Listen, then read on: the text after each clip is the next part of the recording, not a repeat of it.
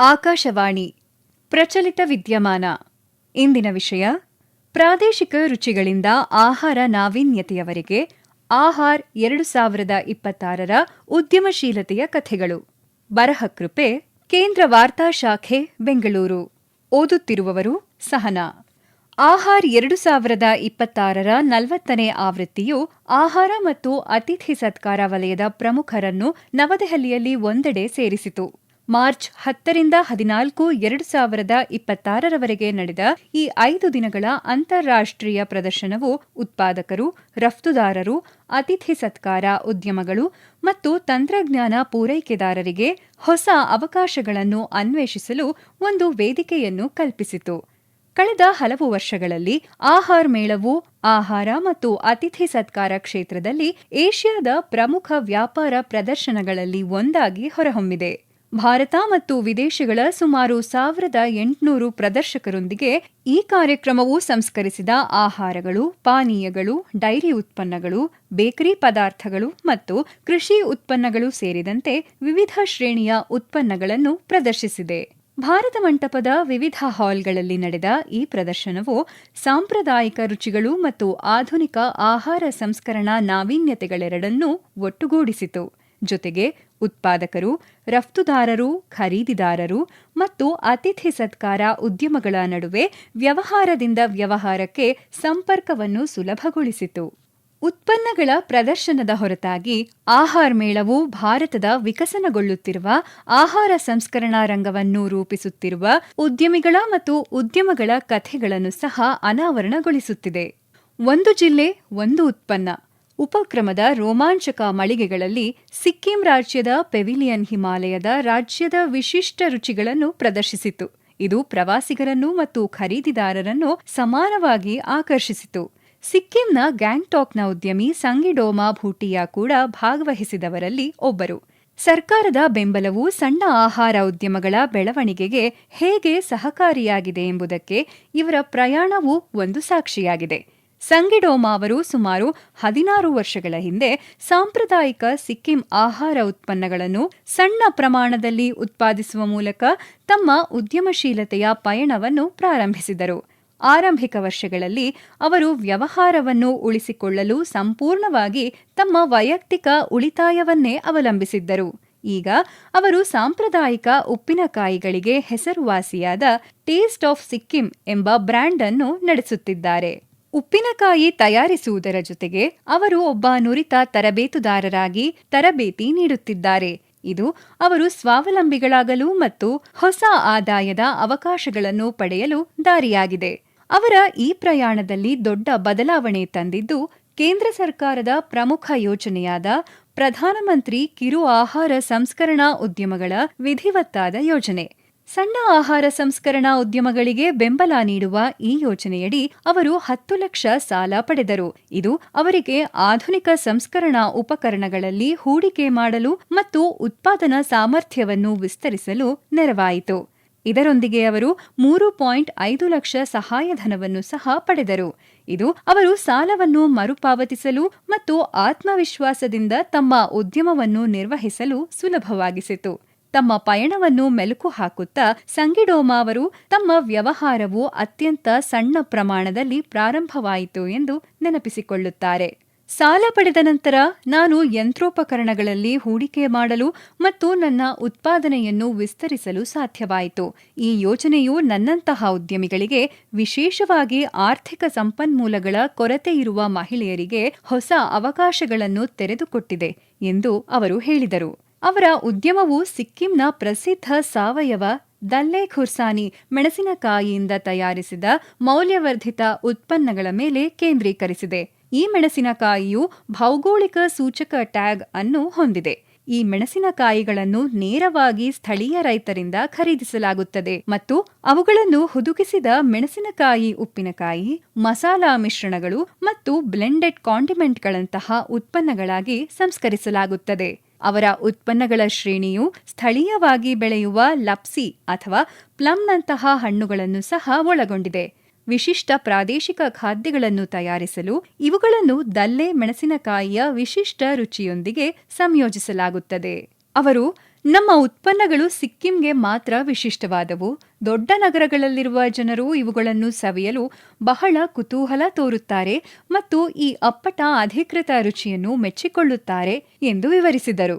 ಸರ್ಕಾರದ ನೀತಿಗಳ ಬೆಂಬಲದೊಂದಿಗೆ ಅವರು ತಮ್ಮ ಉತ್ಪನ್ನಗಳನ್ನು ದೆಹಲಿ, ಹೈದರಾಬಾದ್, ಚೆನ್ನೈ, ಕೋಲ್ಕತ್ತಾ, ಮಹಾರಾಷ್ಟ್ರ ಮತ್ತು ಅರುಣಾಚಲ ಪ್ರದೇಶ ಸೇರಿದಂತೆ ಭಾರತದಾದ್ಯಂತ ಹಲವು ನಗರಗಳಿಗೆ ಕೊಂಡೊಯ್ದಿದ್ದಾರೆ.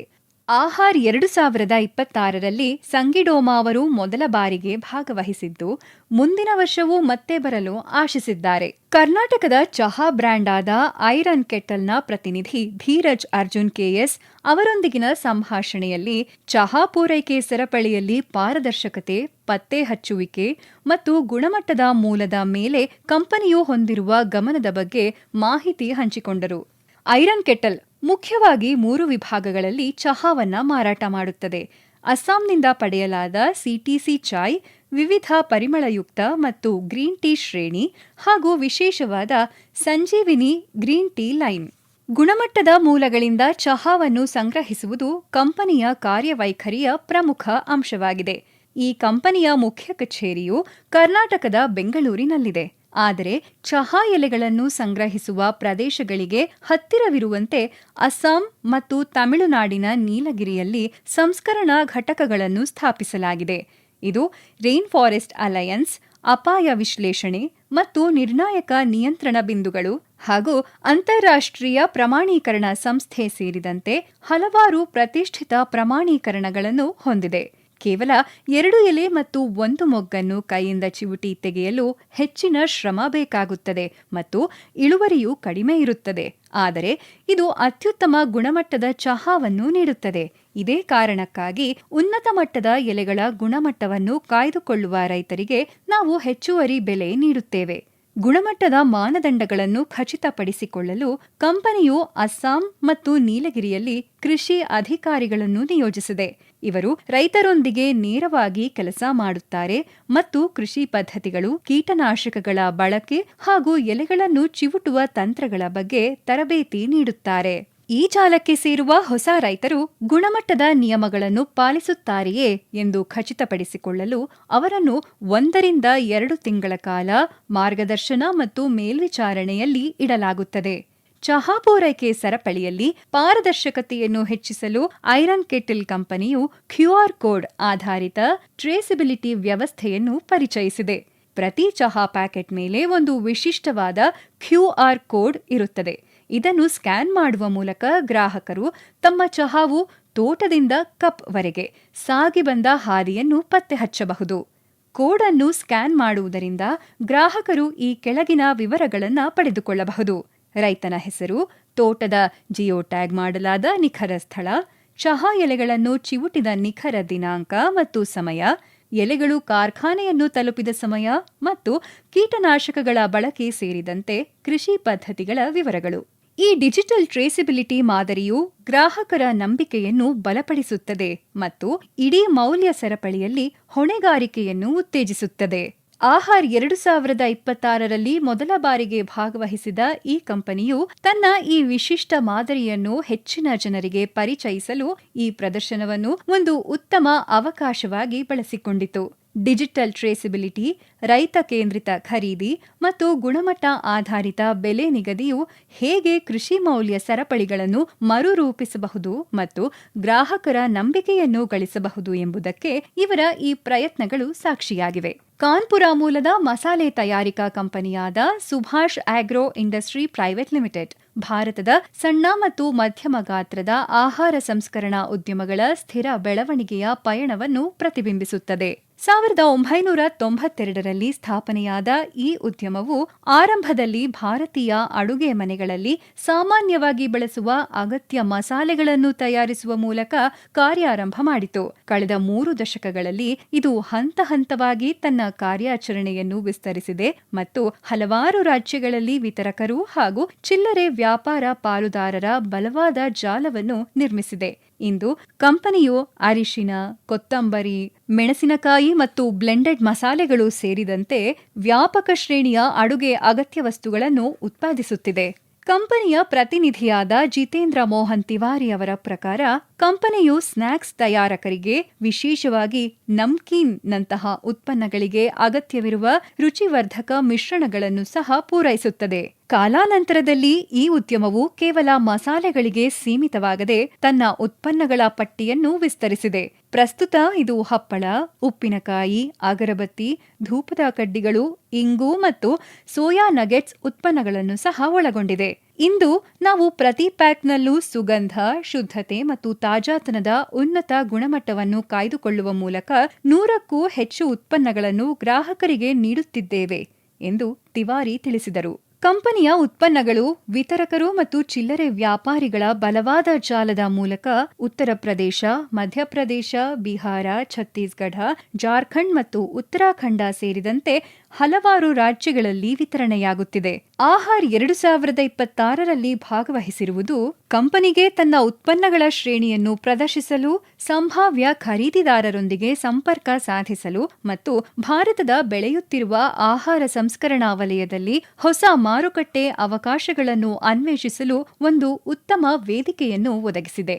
ಆಹಾರ್ 2026ರಲ್ಲಿ ಗಮನ ಸೆಳೆದ ಉದ್ಯಮಗಳಲ್ಲಿ ನಾಗ್ಪುರ ಮೂಲದ ಗಣಪತಿ ಫ್ರೋಜನ್ ವರ್ಲ್ಡ್ ಕೂಡ ಒಂದು. ಕಂಪನಿಯ ಪ್ರತಿನಿಧಿಯಾದ ಶ್ರೀ ಗೌರವ್ ಅವರು ತಿಳಿಸಿದಂತೆ, ಆಹಾರ ಸಂಸ್ಕರಣೆ ಮತ್ತು ಅತಿಥಿ ಸತ್ಕಾರ ವಲಯಕ್ಕೆ ಅಗತ್ಯವಿರುವ ಮೌಲ್ಯವರ್ಧಿತ ಹಣ್ಣಿನ ಪದಾರ್ಥಗಳ ಮೇಲೆ ಗಮನ ಹರಿಸುತ್ತಿರುವ ಬೆಳೆಯುತ್ತಿರುವ ಉದ್ಯಮ ವಿಭಾಗವನ್ನು ಈ ಕಂಪನಿಯು ಪ್ರತಿನಿಧಿಸುತ್ತದೆ. ಸುಮಾರು 8 ವರ್ಷಗಳ ಹಿಂದೆ ಸ್ಥಾಪನೆಯಾದ ಈ ಉದ್ಯಮವು ಆರಂಭದಲ್ಲಿ ಕಾಲೋಚಿತ ಹಣ್ಣುಗಳನ್ನು ಸಂಸ್ಕರಿಸಿ ಅವುಗಳನ್ನು ಉದ್ಯಮಗಳಿಗೆ ಅನುಕೂಲಕರವಾದ ಮತ್ತು ಬಳಕೆಗೆ ಸಿದ್ಧವಿರುವ ಪದಾರ್ಥಗಳಾಗಿ ಪರಿವರ್ತಿಸುವತ್ತ ಗಮನ ಹರಿಸಿತ್ತು. ಕಾಲಾನಂತರದಲ್ಲಿ ಈ ಸಂಸ್ಥೆಯು ಫ್ರೋಜನ್ ಫ್ರೂಟ್ ಪಲ್ಪ್ಗಳು, ಫ್ರೂಟ್ ಶಾಟ್ಗಳು, ಕುಲ್ಫಿ ಪ್ರೀಮಿಕ್ಸ್ಗಳು ಮತ್ತು ಫ್ರೋಜನ್ ಬೆರ್ರಿಗಳನ್ನು ಒಳಗೊಂಡ ವೈವಿಧ್ಯಮಯ ಉತ್ಪನ್ನಗಳ ಪಟ್ಟಿಯನ್ನು ಅಭಿವೃದ್ಧಿಪಡಿಸಿದೆ. ಇವುಗಳನ್ನು ಪಾನೀಯಗಳು, ಸಿಹಿ ತಿಂಡಿಗಳು ಮತ್ತು ಸಂಸ್ಕರಿಸಿದ ಆಹಾರ ಉತ್ಪನ್ನಗಳಲ್ಲಿ ವ್ಯಾಪಕವಾಗಿ ಬಳಸಲಾಗುತ್ತದೆ. ತಾಜಾ ಹಣ್ಣುಗಳನ್ನು ಫ್ರೋಜನ್ ತಿರುಳು ಮತ್ತು ಪದಾರ್ಥಗಳಾಗಿ ಪರಿವರ್ತಿಸುವ ಮೂಲಕ ಋತುಮಾನದ ಲಭ್ಯತೆಯನ್ನು ಅವಲಂಬಿಸದೆ ವರ್ಷಪೂರ್ತಿ ಹಣ್ಣಿನ ರುಚಿಗಳನ್ನು ಪಡೆಯಲು ಈ ಕಂಪನಿಯು ಆಹಾರ ತಯಾರಕರಿಗೆ ಅನುವು ಮಾಡಿಕೊಡುತ್ತದೆ. ಆಲ್ಫಾನ್ಸೋ ಮಾವಿನ ಹಣ್ಣಿನ ತಿರುಳು, ಸೀತಾಫಲದ ತಿರುಳು ಮತ್ತು ನೇರಳೆ ಹಣ್ಣಿನ ತಿರುಳಿನಂತಹ ಉತ್ಪನ್ನಗಳನ್ನು ಸಾಮಾನ್ಯವಾಗಿ ಮಿಲ್ಕ್ ಶೇಕ್ಗಳು, ಐಸ್ ಕ್ರೀಮ್ಗಳು ಮತ್ತು ಸಿಹಿ ತಿಂಡಿಗಳ ತಯಾರಿಕೆಯಲ್ಲಿ ಬಳಸಲಾಗುತ್ತದೆ. ಈ ಉತ್ಪನ್ನಗಳನ್ನು ಸುಮಾರು -18°C ತಾಪಮಾನದಲ್ಲಿ ಸಂರಕ್ಷಿಸಲಾಗುತ್ತದೆ. ಇದು ಹಣ್ಣಿನ ತಾಜಾತನ, ರುಚಿ ಮತ್ತು ಬಾಳಿಕೆ ಕಾಪಾಡಿಕೊಳ್ಳಲು ಸಹಾಯ ಮಾಡುವುದಲ್ಲದೆ ವಾಣಿಜ್ಯ ಬಳಕೆದಾರರಿಗೆ ಇವುಗಳ ಶೇಖರಣೆ ಮತ್ತು ಸಾಗಣೆಯನ್ನು ಸುಲಭಗೊಳಿಸುತ್ತದೆ. ಮುಖ್ಯವಾಗಿ ವ್ಯವಹಾರದಿಂದ ವ್ಯವಹಾರಕ್ಕೆ ವಿಭಾಗದಲ್ಲಿ ಕಾರ್ಯನಿರ್ವಹಿಸುತ್ತಿರುವ Ganapati frozen world milk shake ಪಾನೀಯಗಳು, ಸಿಹಿ ತಿಂಡಿಗಳು ಮತ್ತು ಇತರ ಹಣ್ಣು ಆಧಾರಿತ ಉತ್ಪನ್ನಗಳನ್ನು ತಯಾರಿಸುವ ಕಂಪನಿಗಳಿಗೆ ಹಣ್ಣಿನ ಪದಾರ್ಥಗಳನ್ನು ಪೂರೈಸುತ್ತದೆ. ಇದರೊಂದಿಗೆ ಕಂಪನಿಯು ಹೋಟೆಲ್ಗಳು, ರೆಸ್ಟೋರೆಂಟ್ಗಳು ಮತ್ತು ಕೇಟರಿಂಗ್ ವಲಯಕ್ಕೂ ತನ್ನ ಸೇವೆ ನೀಡುತ್ತಿದ್ದು, ದೊಡ್ಡ ಪ್ರಮಾಣದ ಆಹಾರ ತಯಾರಿಕೆಯನ್ನು ದಕ್ಷಗೊಳಿಸಲು ಅಗತ್ಯವಾದ ಪದಾರ್ಥಗಳನ್ನು ಒದಗಿಸುತ್ತಿದೆ. 2023ರಿಂದ 3 ಬಾರಿ ಈ ಪ್ರದರ್ಶನದಲ್ಲಿ ಭಾಗವಹಿಸಿರುವ ಗಣಪತಿ ಫ್ರೋಜನ್ ವರ್ಲ್ಡ್ ತನ್ನ ಉತ್ಪನ್ನ ಶ್ರೇಣಿಯನ್ನು ಪ್ರದರ್ಶಿಸಲು ಮತ್ತು ದೇಶಾದ್ಯಂತದ ಆಹಾರ ಸಂಸ್ಕಾರಕರು, ಅತಿಥಿ ಸತ್ಕಾರ ಉದ್ಯಮಗಳು ಮತ್ತು ವಿತರಕರೊಂದಿಗೆ ಸಂಪರ್ಕ ಸಾಧಿಸಲು ಆಹಾರ್ 2026 ಒಂದು ಪ್ರಮುಖ ವೇದಿಕೆಯಾಗಿ ಬಳಸಿಕೊಳ್ಳುವುದನ್ನು ಮುಂದುವರೆಸಿದೆ. ಆಹಾರ್ 2026ರಲ್ಲಿ ಕಂಡುಬಂದ ವಿವಿಧ ಯಶಸ್ಸಿನ ಕಥೆಗಳು ಭಾರತದ ಆಹಾರ ಸಂಸ್ಕರಣಾ ವಲಯದ ಬೆಳೆಯುತ್ತಿರುವ ಚೈತನ್ಯವನ್ನು ಉಲ್ಲೇಖಿಸುತ್ತದೆ. ಉದ್ಯಮಿಗಳು, ಉದ್ಯಮದ ಪಾಲುದಾರರು ಮತ್ತು ಖರೀದಿದಾರರನ್ನು ಒಂದೇ ಸೂರಿನಡಿ ತರುವ ಮೂಲಕ ಆಹಾರ್ನಂತಹ ವೇದಿಕೆಗಳು ಆಹಾರ ಮೌಲ್ಯ ಸರಪಳಿಯಲ್ಲಿನ ಸಂಪರ್ಕಗಳನ್ನು ಬಲಪಡಿಸಲು ಸಹಾಯ ಮಾಡುತ್ತಿವೆ. ಜೊತೆಗೆ ಭಾರತದ ಆಹಾರ ಸಂಸ್ಕರಣಾ ಪರಿಸರ ವ್ಯವಸ್ಥೆಯ ಒಳಗಿರುವ ಸಮೃದ್ಧಿ ಮತ್ತು ನಾವೀನ್ಯತೆಯನ್ನು ಜಗತ್ತಿಗೆ ಪ್ರದರ್ಶಿಸುತ್ತಿವೆ. ಇದುವರೆಗೂ ಪ್ರಚಲಿತ ವಿದ್ಯಮಾನ ಕೇಳಿದಿರಿ. ಪ್ರಧಾನ ಸಂಪಾದಕರು ಬೆಂಗಳೂರು ಆಕಾಶವಾಣಿ ಸುದ್ದಿ ವಿಭಾಗದ ಸಹಾಯಕ ನಿರ್ದೇಶಕರಾದ ಸುಹಾಸ್ ಆರ್. ಇದು ಪ್ರಾದೇಶಿಕ ಸುದ್ದಿ ವಿಭಾಗದ ಕೊಡುಗೆ.